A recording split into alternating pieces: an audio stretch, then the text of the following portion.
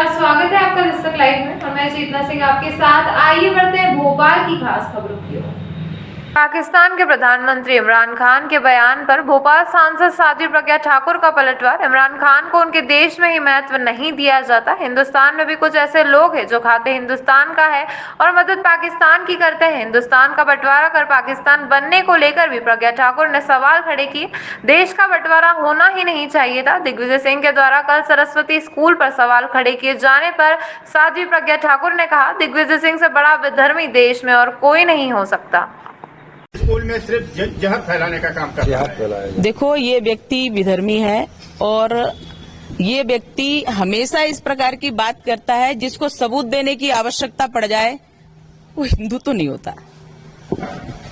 खान ने जिस तरह से बयान दिया है पाकिस्तान के प्रधानमंत्री, क्या लगता है आपको? देखो, इमरान खान की तो वहां भी कोई भी महत्ता नहीं है। वो नाम मात्र के अपनी गद्दी पर बैठे हुए हैं और मुझे ऐसा लगता है कि पाकिस्तान जिस प्रकार से उसका भारत का विभाजन करके और पाकिस्तान को बनाया गया है वही गलत था।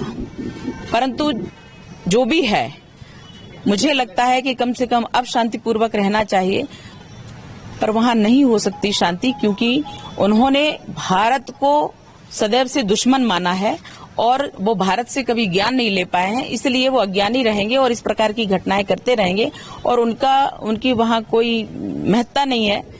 पद की महत्ता होती है, उसमें व्यक्ति की महत्ता भी सम्मिलित होती है यदि व्यक्ति योग्य हो, परंतु वो योग्यता के अभाव में ऐसा कर रहे हैं और दुख हमें इस बात का है कि हमारे देश में उनको संरक्षण देने वाले या उनके बयान को महत्ता देने वाले या उनका साथ देने वाले लोग भी हैं जो हमारे देश में पल रहे हैं, हमारे देश में रह करके अपने ही देश से के दुश्मन देश को वो महत्वपूर्ण मानते हैं। ऐसा मुझे कष्ट है।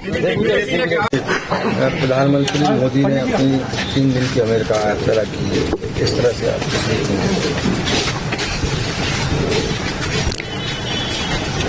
विश्व को शांति देने वाला देश, शांति का संदेश देने वाला देश मेरा भारत,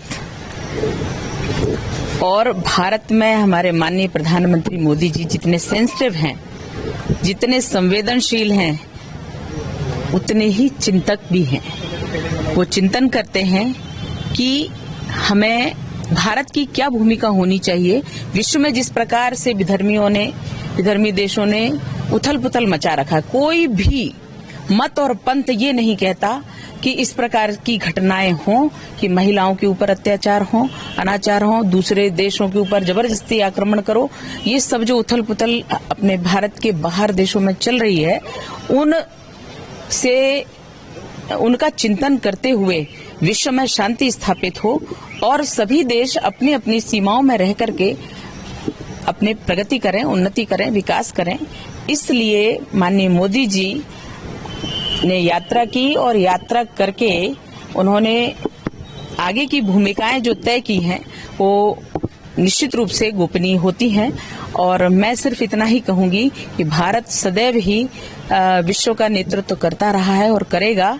किसी को भी अपनी सीमा का उल्लंघन नहीं करना चाहिए और यदि कोई ऐसा होता है तो भारत उसमें अग्रणी भूमिका निभा करके और उसको शांत करेगा।